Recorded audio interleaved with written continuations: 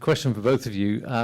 South Africa have a huge team, but they have a huge bench as well. But is this going to be the ultimate 23 versus 23 game? Because they bring their guys on pretty early, don't they? Just as you guys will.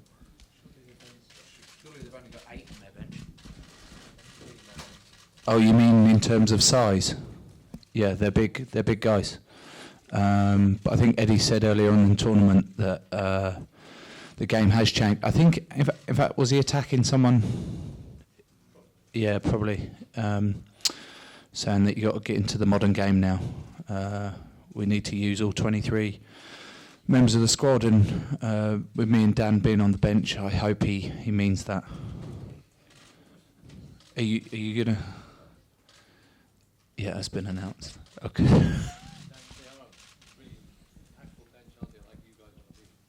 Yeah, certainly. I think South Africa, all their bench have the ability to start for them. So there's no drop off, and I think you probably actually look similar to us. We try and lift the tempo of the game with our bench players, as do they. So yeah, it'll be a good. Well, as you say, it'll be a 23-man game.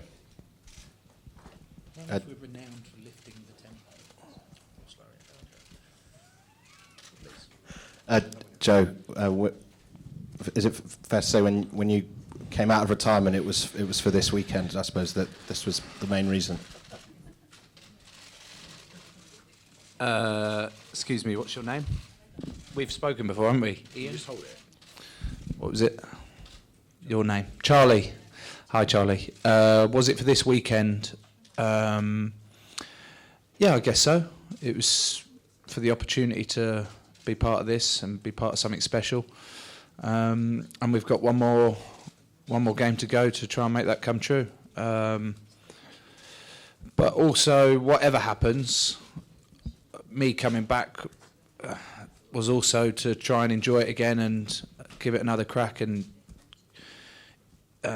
approach it with a sort of different mindset. And so I look back on it as one of the best times I've had playing rugby. Any other questions? Perfect. Oh, sorry, one at the back. Yep.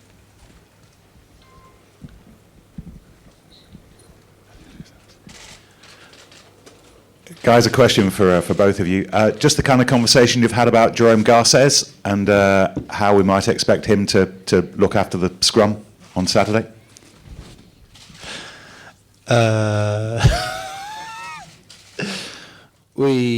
In fact, me and Dan went to Team Lab, Borderless Visual Arts Museum the other day, and he wasn't there, was he? That's the wrong one. Romain Poit was there, and Reynal, and Garces wasn't, so I don't know what relevance this has. It wasn't him, was it? It's a good story. They watched Dan go down a children's slide. It was a weird experience. In all seriousness, Garces, top quality referee, but more often than not likes to play the ball away from scrums. So it'll be interesting, being a big game, being the final, whether he sort of changes his ways a bit there and looks to go harder there. We'll see. And can I ask you, if you weren't doing what you're doing on Saturday, what you would have been doing back home, where you would have planned to watch the final? Do Quins have a game? Do we ever get? You don't care, do you? Yeah, I'd probably be getting breakfast ready, getting ready to full kit, socks, shorts, to watch the final. But luckily, I'm not. So yeah, that's what I'd have been doing. Thank you. Joe, just wondering about the dramatic change in your emotions. You were back with your club, Harlequins, before the quarterfinals in the last World Cup, which was not the way it was planned. Just from there to where you are now, could you give us an insight of that sort of ride?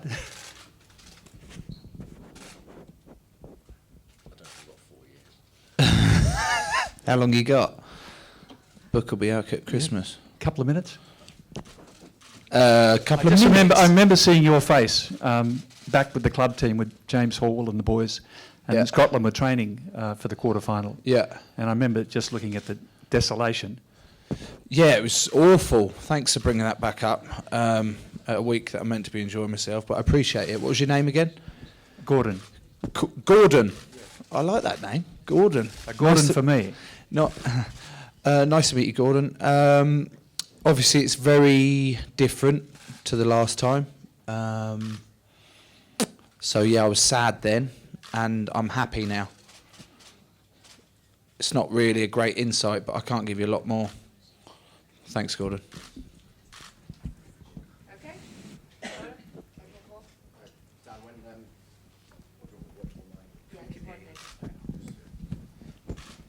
Dan, when you had your spell out of the squad, did you feel like maybe your chance for moments like this had gone altogether, or did it redouble your kind of desire to get back?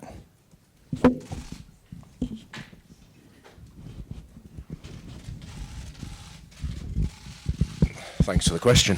Can you let go of the mic? No, you I think probably never give up hope.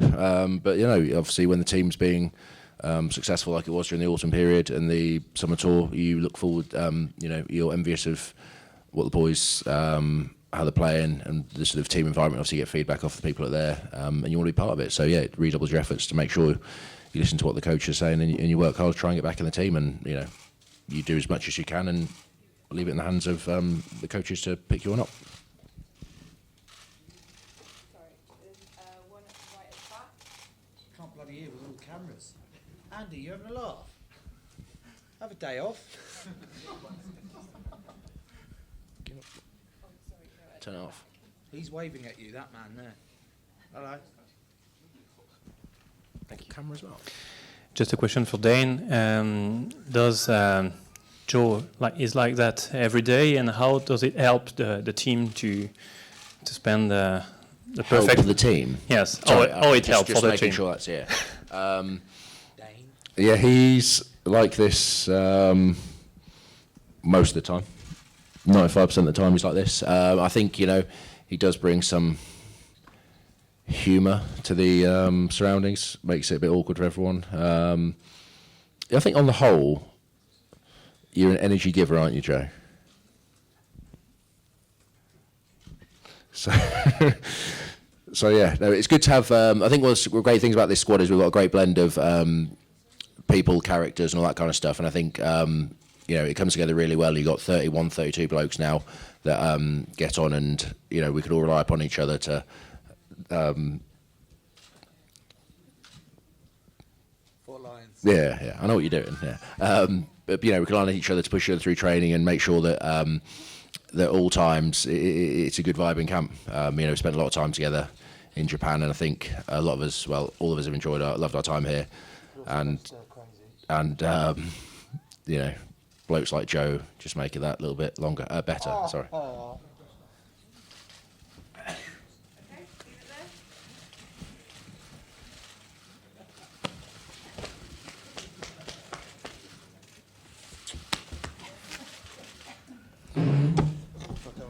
Thank you.